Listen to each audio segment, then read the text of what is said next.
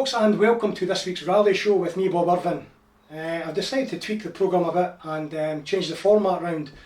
So what I'll be doing now is bringing you features, interviews, classic rallies from the 80s and 90s and stuff like that. So first up this week, I managed to speak to the assistant clerk of the course, Gordon Mull from the Mull rally, and I began by asking him if he deemed this year's event a success. Yep, so I would say it's definitely a success this year, and different ways to measure it. But I mean, first of all, we got a full entry, or as good as, so that was great. I mean, after last year, we were down a bit on numbers, so we obviously what we offered was looking good, you know. So we got a decent entry. Came to the event itself. I think Friday was hard for everybody, whether you're a organizer, a competitor, a marshal, spectator. Weather was tough. Quite a few stoppages. But once we got into Saturday, weather got a bit better. Event ran really smoothly. Saturday night, good long stages. Competitors really enjoyed that. And yeah, so when it came to the end of the event, I was really happy with what we'd achieved, you know. And I think those people went home happy, you know. That's the main thing. What's the stress like in the build up to the event, Gordon?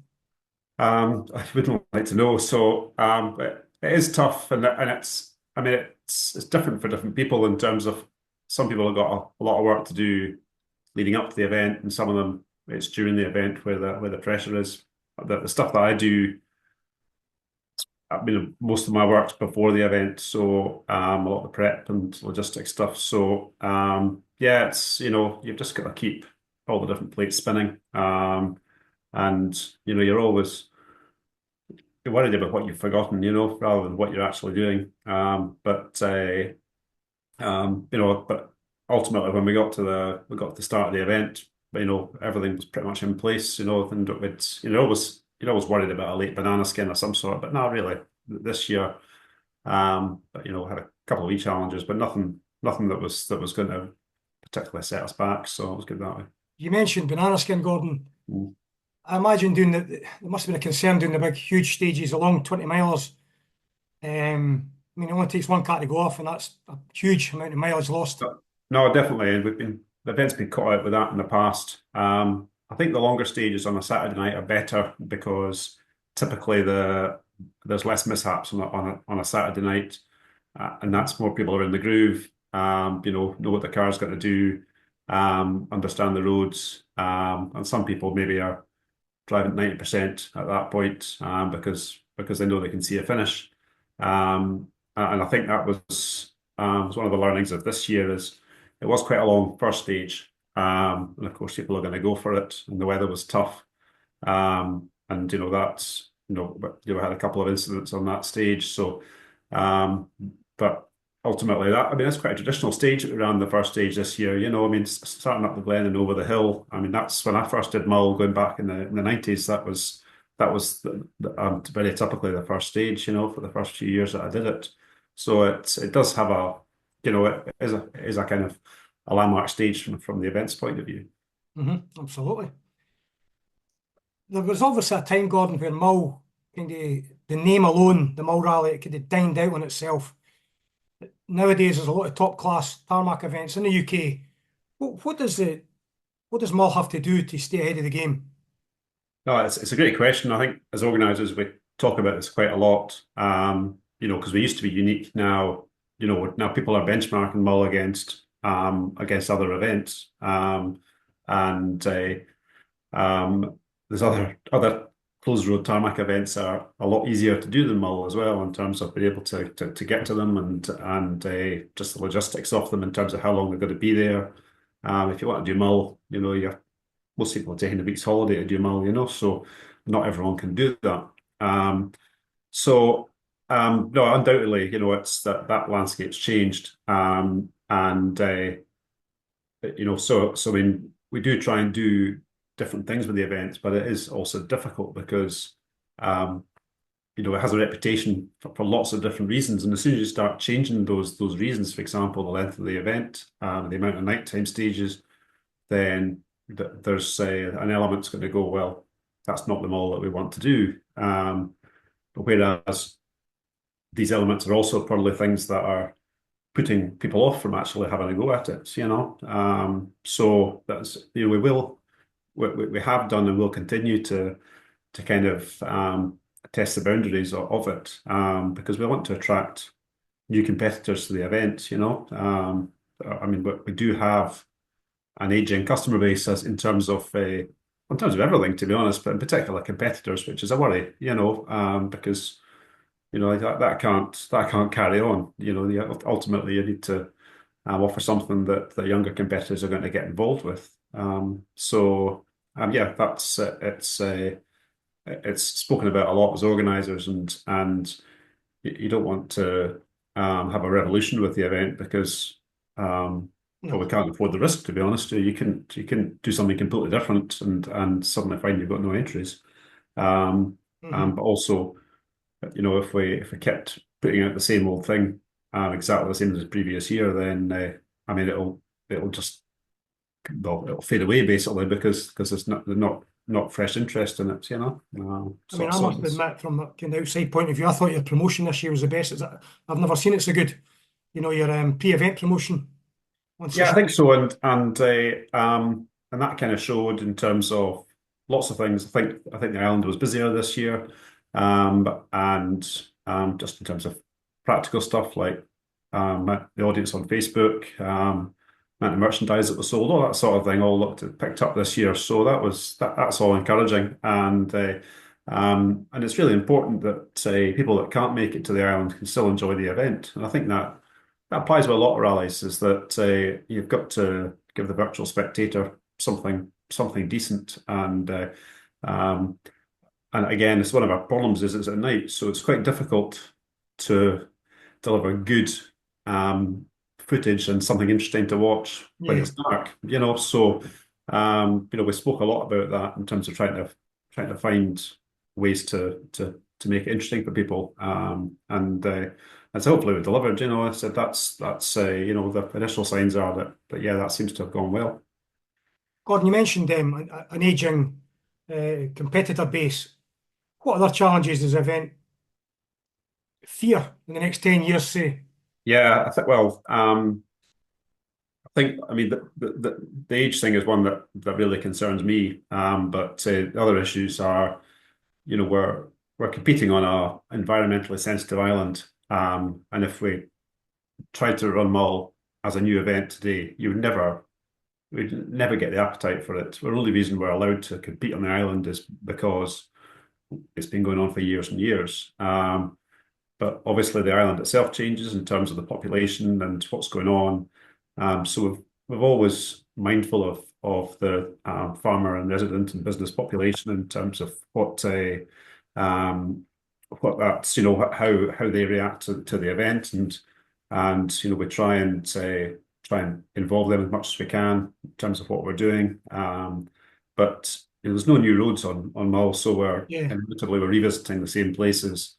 And you know, and so we've got to work pretty hard to keep that balance of goodwill on the island. But people inevitably that just don't like the event, and I get that, you know, and you know, so we're very sympathetic to that, and you know, so make sure we're doing that, and that's, you know, I think that's alongside the aging. I think you know, keeping the island on side is a huge thing. hmm Okay. Well, Gordon Mull, Assistant Clerk of the Course for the Mull Rally, thanks for joining the rally show. Good luck So, with the event for the next 20 years. Thank you. okay, appreciate that, Bob. Thank you very much. And thanks to Gordon Mull for that. Next up, folks, we'll go back in time, some 38 years to be precise, to the 1986 Valentine Rally. The event that year started at the Forth Road Bridge Motel and finished there also. There was 11 special stages, mainly in Fife and the Trossachs. Entering that year was Ken Wood in the 6R4, Murray Grierson in the Cadet 400, and the likes of David Landers in 6R4. Starting at 1 that year, following his surprising win the previous year in the 1600 Sunbeam, was Andy Kelly. Could he repeat the performance? Let's go and have a look.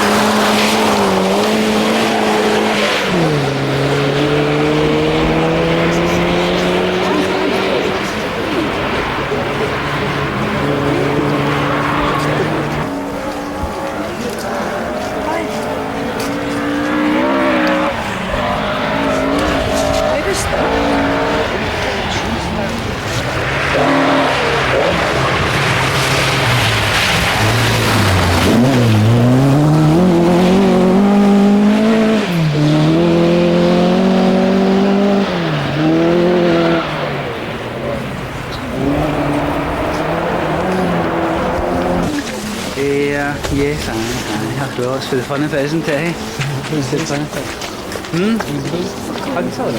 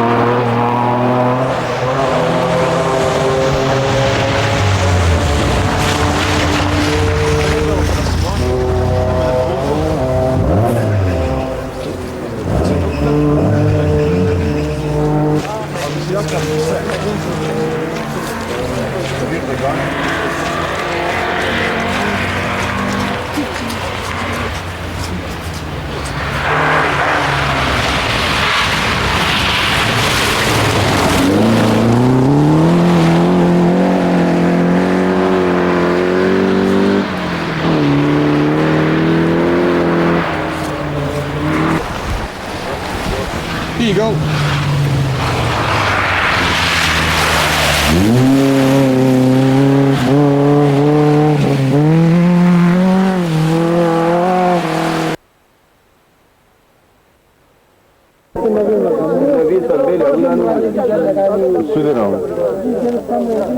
Εδώ σου, προσέρε. Εδώ σου, προσέρε. Τραβάρε να μιλάρε. Όλο δεν έχουν τσέλτε του ρε μου. Δεν ξέρω αν θέλω να σου ρε μου, πρέπει να... Έτσι να ακούνε να πει.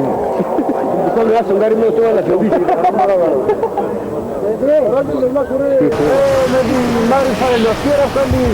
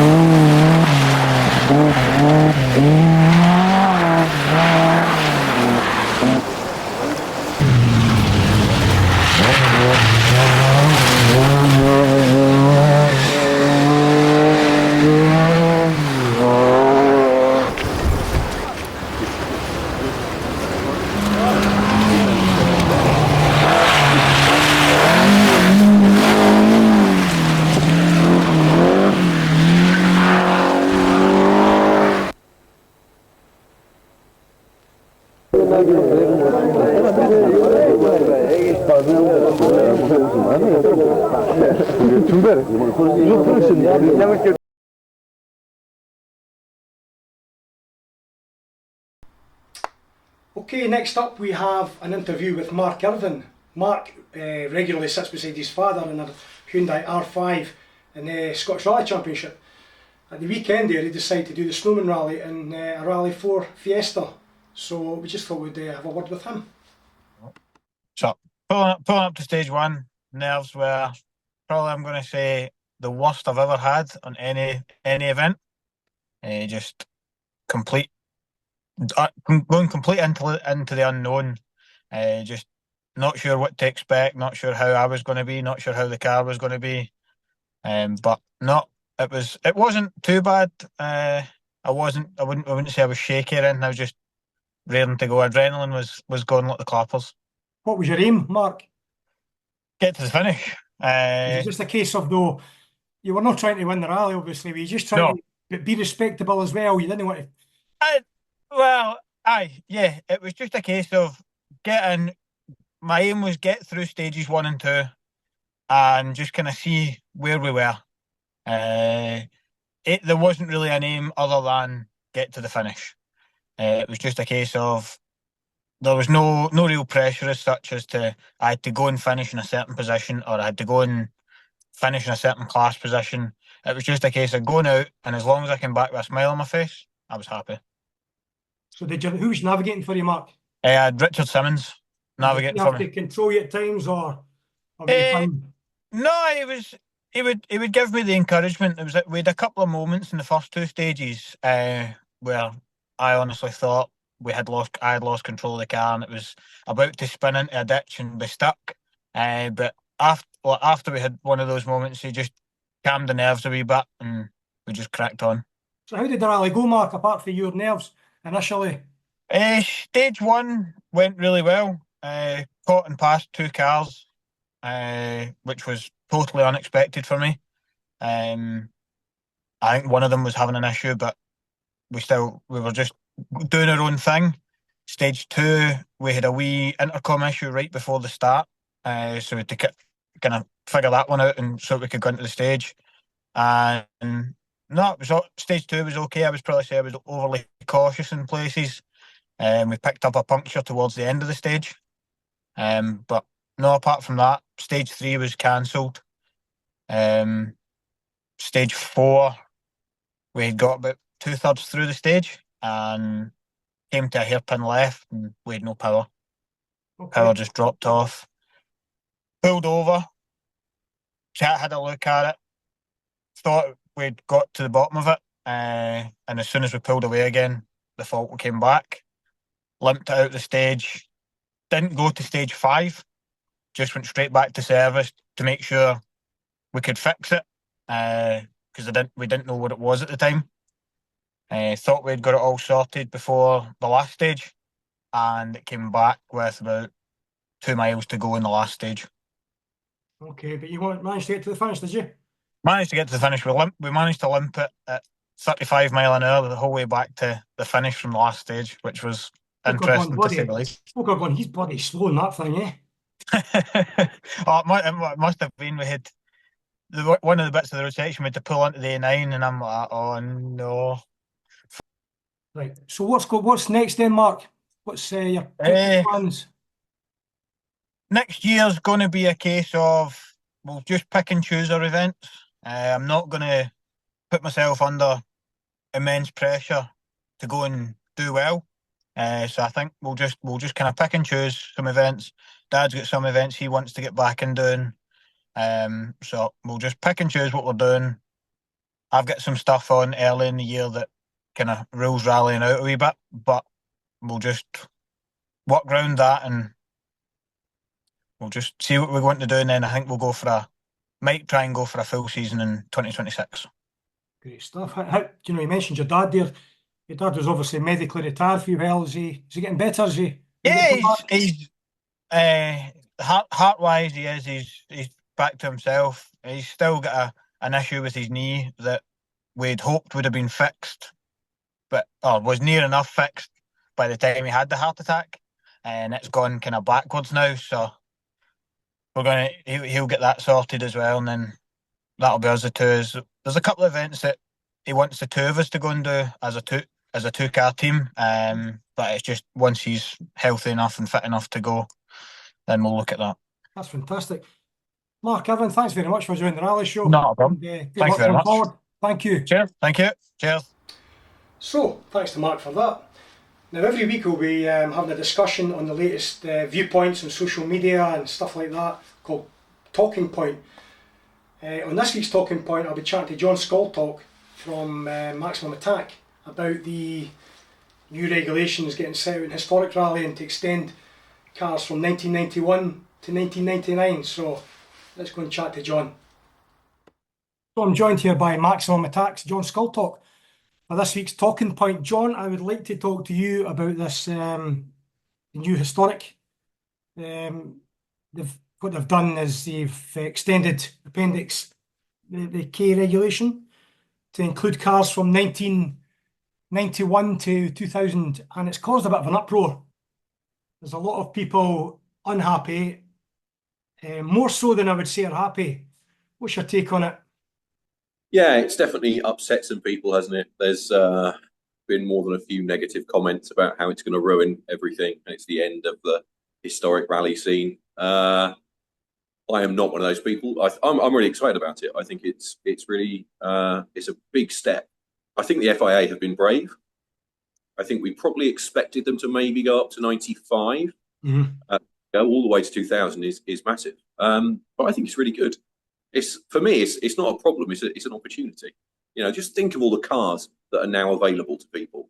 And yeah, I mean, not many people are going to go out and build a full-on Group A Impreza. But if you look at Group N stuff and F2 type cars and Group N courses and all that stuff, I mean, there must be 100 other cars that people can now use on historic rallies. So I think that's something to celebrate first. Why do you think the FIA went up to the end of the decade, John? I mean, it was quite a very bold move, wasn't it? It was. There's been talk in the UK, hadn't there? Because Motorsport UK were talking about going up to 2000, but excluding World Rally cars.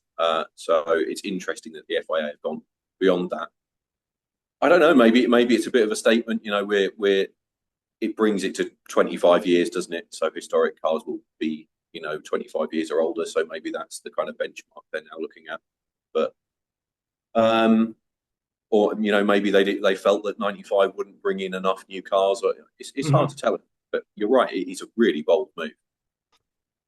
This does open the door to a lot of new cars. You're right. I mean, things like Saxos, Pumas, things like that. And I think if you think about these incredible escorts, that's the UK heritage is escorts, and people are obviously unhappy if you get likes of WRC Focus coming in, but they're looking at the high end, financially.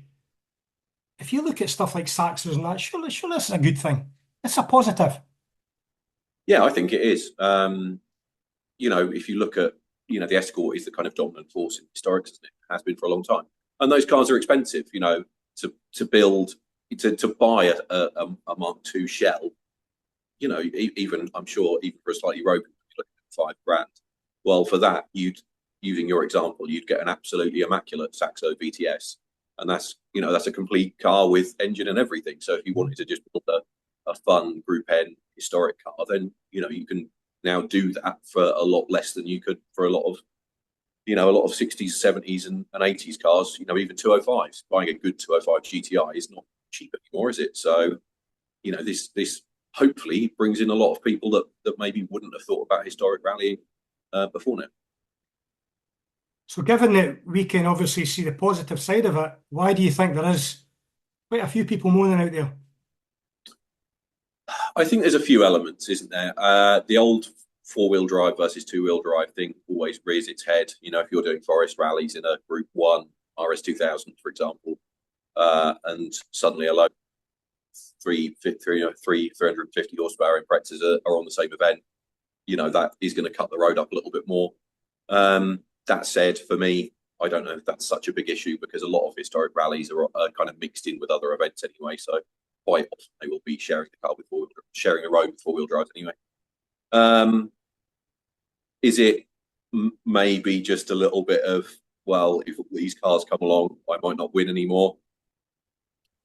Perhaps.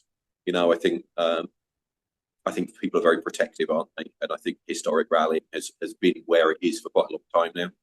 So I think the idea of things changing is probably going to upset some people, isn't it? They're maybe not going to be top dog anymore, and not everyone likes that, do they? I would argue that it's just evolution. The cars have evolved as in the real time. So I don't think there should be a ban, a restriction on the late 90s cars. No, I think you're absolutely right. It